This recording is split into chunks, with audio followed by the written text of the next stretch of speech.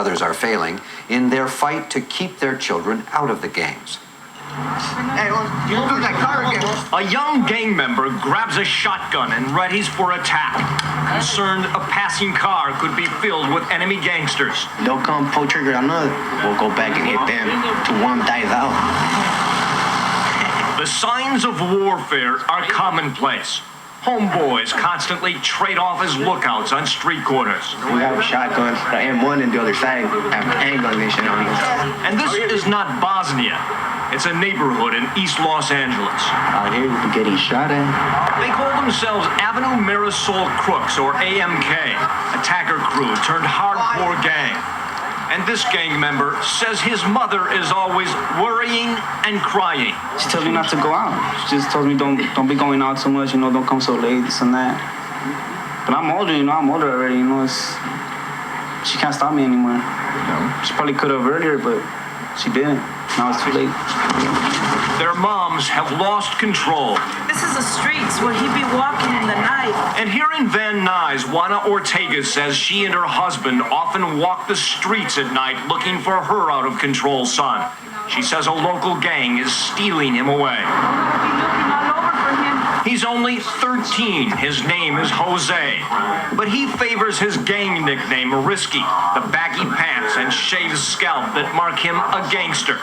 His mom says he sneaks out and ignores her warnings the gang will lead to jail or death. It gets me so mad that he doesn't realize that I'm telling him for his own good. And he's like, I don't care what you say, all this and that. He makes me cry sometimes. She says Risky has been brainwashed by gang members to listen to them, not to his brother. Hey, what's up, Clanton? Risky's gang is Clanton 14. We find some here at their hangout spot in North Hollywood. At the top end of these baggy pants is an 18-year-old called Grumpy who recruited Risky into the gang. Risky says he looks up to him. Look at how he acts and all that, all down there, cool. Talk, kick this fool's ass, and I don't just look at him like, damn, this fool's down. Grumpy, sharing a 40-ounce beer with his homies, takes no responsibility for Risky. That ain't my problem. He's a down little homeboy for a lot of them. Me and his father, and his parents or nothing, we can't say, stay away from a lot of them shit. If he wants to come in, he likes how we handle our business, then he's gonna be from Clanton. I feel like I can't compete against him while he's out here because I go out there to his house and I tell him off and I tell his mom, tell him to stop looking for my son. I don't want him around my son. It doesn't do any good. And life here at this apartment building where Grumpy lives with his parents and sister explains why. Clanton graffiti scars the walls and Grumpy's mother. When he did on drugs, he beats me, or he hits his dad. He's take our cars, and I can't live with it. I love him, but I can't say nothing to him. If I do, I'm scared. Grumpy says his mother is also out of control.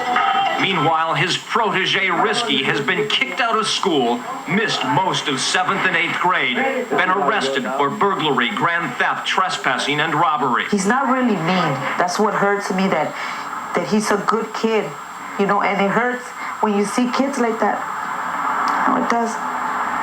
It's like a disease in the society, the gang. A disease that hurt Elvira Becerra, too. In Norwalk, her son Victor was in a gang. He had a list of felonies by the time he was 15. Beat his mom when she threw away his baggy gang pants. Still, she was in total denial. My daughter told me, your son is in a gang. Your son is in a gang. And I didn't believe it. But next to teddy bears, hidden, hanging on these nails in a closet, Elvira found a supply of guns and knives. She called the police and believes other mothers need to do the same. They want to protect them instead of helping him. And that's what I did with my son. At juvenile hall, Victor found a new interest. A game counselor got him interested in breeding rare snakes. Counseling for him and his mom paid off. He is out of the gang, back in school, and a son again. I used to see my mom cry, and I used to break her heart and all that stuff, and I knew it wasn't worth it. Meanwhile, in Van Nuys, My friend, me, Chronic. 13-year-old Risky is still out of control, hanging out after curfew, avoiding school for 6 months now, dodging his probation officer for half that time. He has a warrant, and I know where he is. And Officer Robbie Robinson decides it is time to bring him in. Get him away from gang homies like Grumpy. he probably thinks that probation is a joke. Robinson tracks Risky here to his grandmother's house in Bell Gardens. Come on, Jose. You gotta go, son. Gotta take him. I'm his probation officer. Grandma explains she wants to start him in school here. But it's too little, too late for Officer Robinson. I've given him a lot of chances. I know you were, son. He politely explains what's ahead.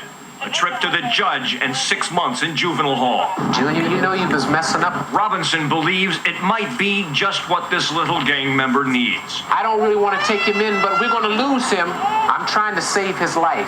That gang out there is gonna get him killed. There is help available if your child happens to be involved in a gang. It is a group called Mothers Against Gangs. The telephone number is 733-4440.